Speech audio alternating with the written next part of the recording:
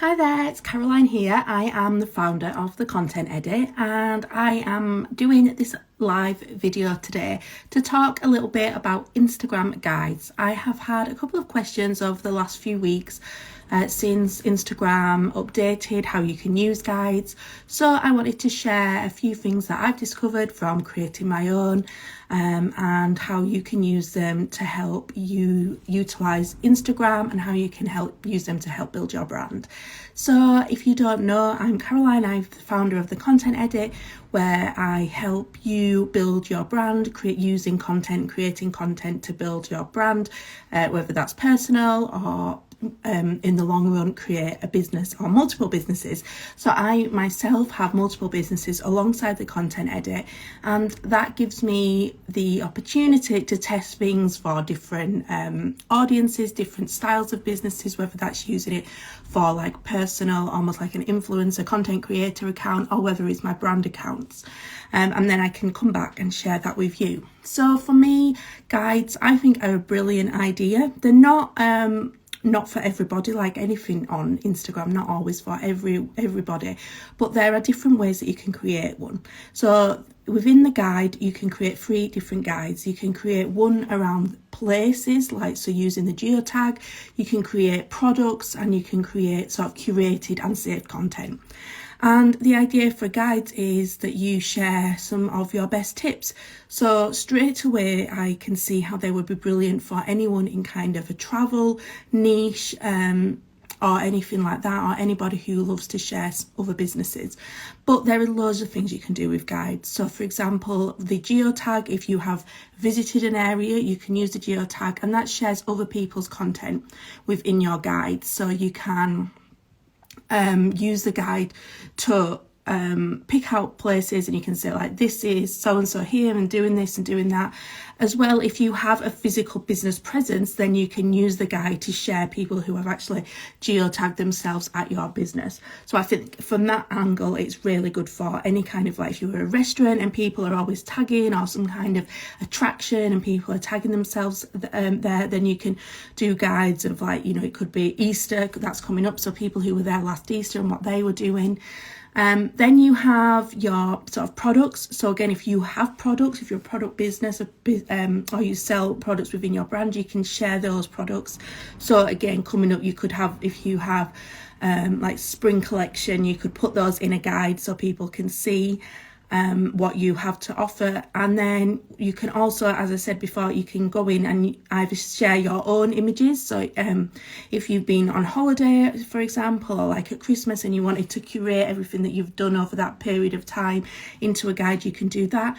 But the way I've used them the most, and I can see you probably do the same, is what I do is I go through and use the collections within Instagram. So for example, if it was sort of like a travel piece, that I would save loads of images from other people, my own images, other people's images, save them into a collection, and then just make that collection into a guide.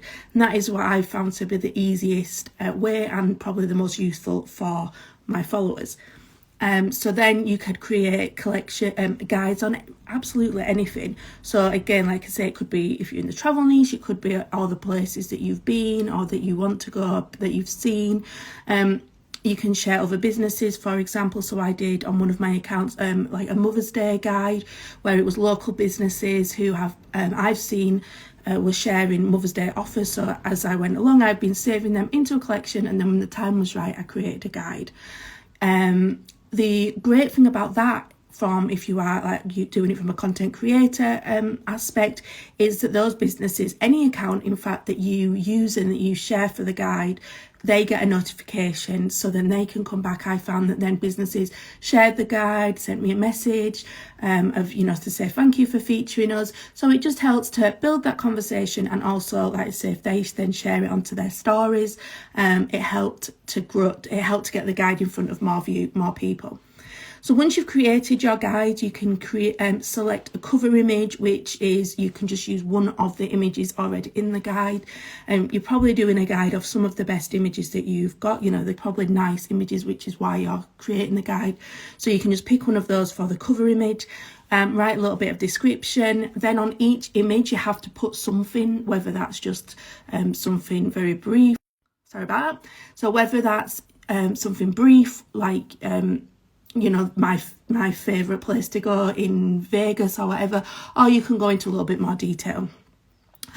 Then once you've got the guide will then be in your guides section within your Instagram profile.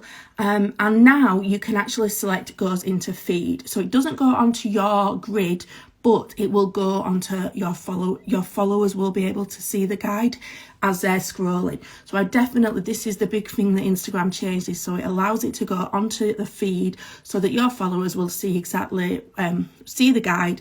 They can also now like the guide, and they can also comment on the guide. And as we know with Instagram, the presumption is that, you know, if people are liking it, then they'll push it out to more people. It doesn't use hashtags, so you can forget about those for the time being. Although I'd be surprised if that doesn't come in, because that would again get your guide seen by more people. But it's just another way that you can use Instagram to curate content, to show that you kind of are an expert in your niche, an expert in what you're sharing and talking about. It can connect you with other creators, other businesses online. And I just think they're a really good thing, especially for anybody who is more of a blogger, a content creator. But even if you have a business and you're building more of a product business, it works for that. So for my product businesses, I've done collections. So like at Christmas, I did a guide, some of our Christmas products, those kind of things.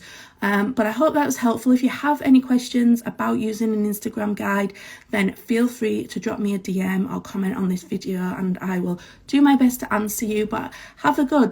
It's not a case of dropping everything, but maybe at the weekend, if you've got some time, or one evening, just have a little play about, create a guide, and see what happens. And I think it's like anything, once you've got a few guides on there, it's something that you can keep sharing to your stories.